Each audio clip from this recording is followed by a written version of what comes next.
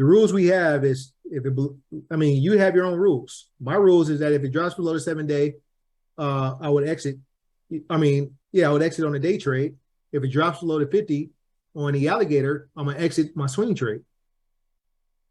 So, what rules do you have for you to exit a trade?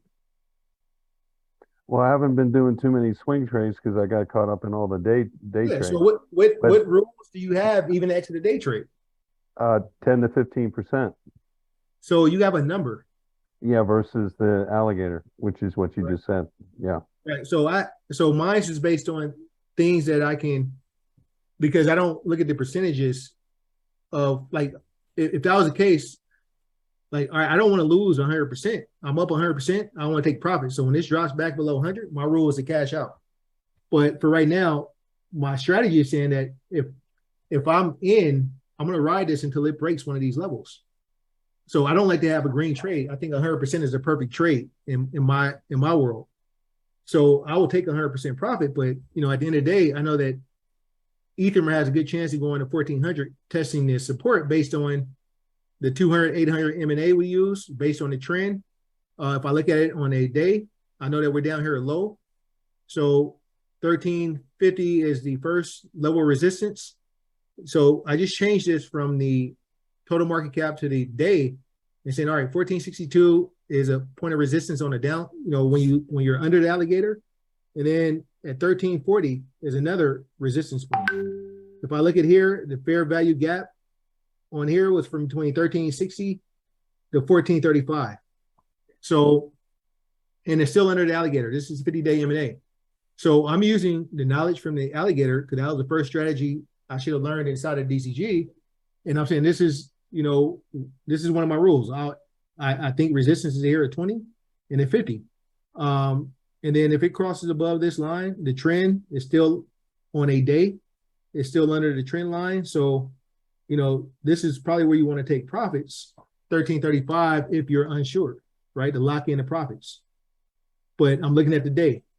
On the hour, I'm looking at multiple time frames. So that was one of the things that we had inside the Mastermind report is multi-time frame analysis, right? Depending on what time frame you're trading, right? Long-term position traders, weekly, monthly. Day traders, 15-minute, 60-minute charts.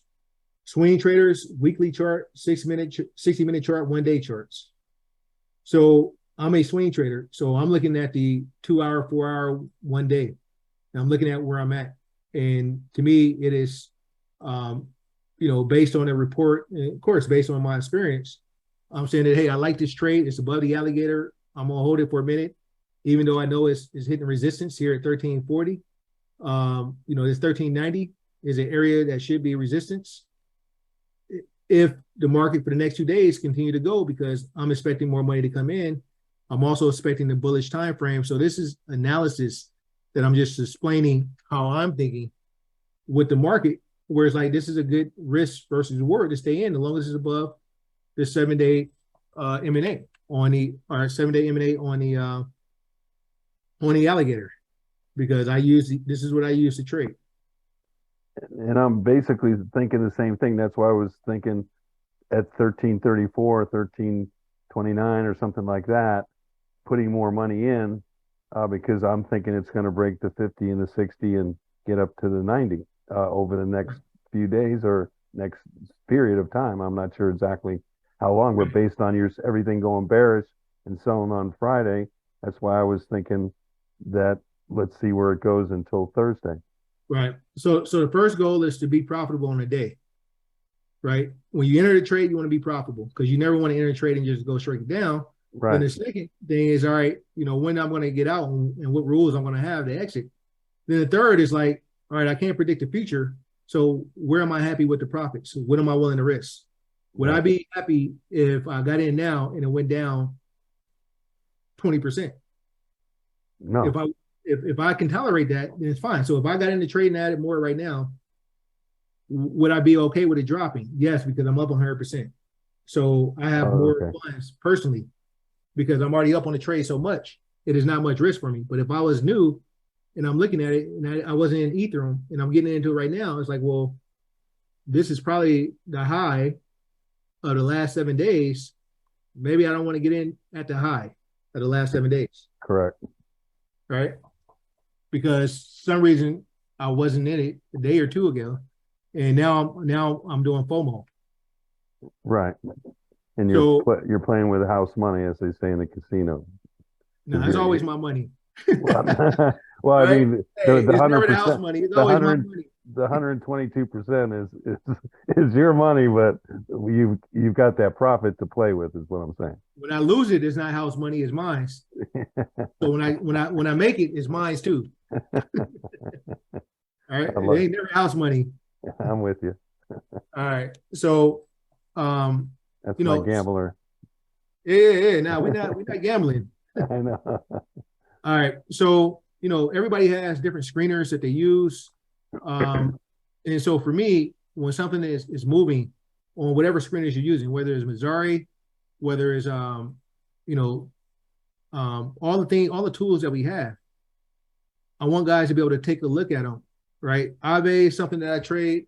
Ethereum Classic is moving.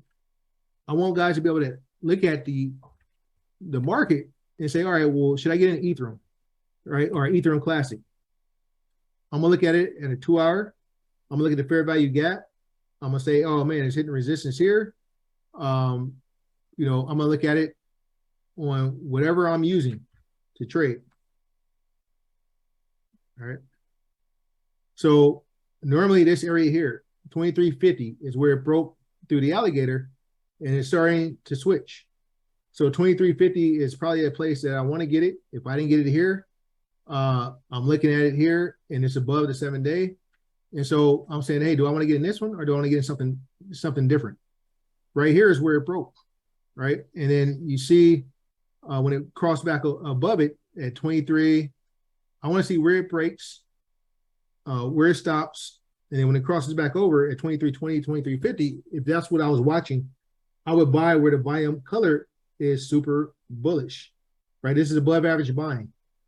So, 2320 is here. It broke out the alligator. You got the fair value gap here. You have another fair value gap. This is where support is at, 2363. And then I can actually take an order at 2327. It's based on if that's what I want to trade. Another one that was moving. You guys give me something that you're looking at and tell me a problem that you guys are having so I can go over it on this call. Anybody out here looking at a trade, I don't care if it's futures, stocks, put it in the chat so we can go over it real time so you can see what I'm thinking about it. Hey, Jamar, could you check out Anchor? I was just looking at it on my screener. Anchor protocol? Yeah. All right. So first thing I'm going to do is I'm going to look at the day to see where the trend is at. All right. And to me, on the alligator is under.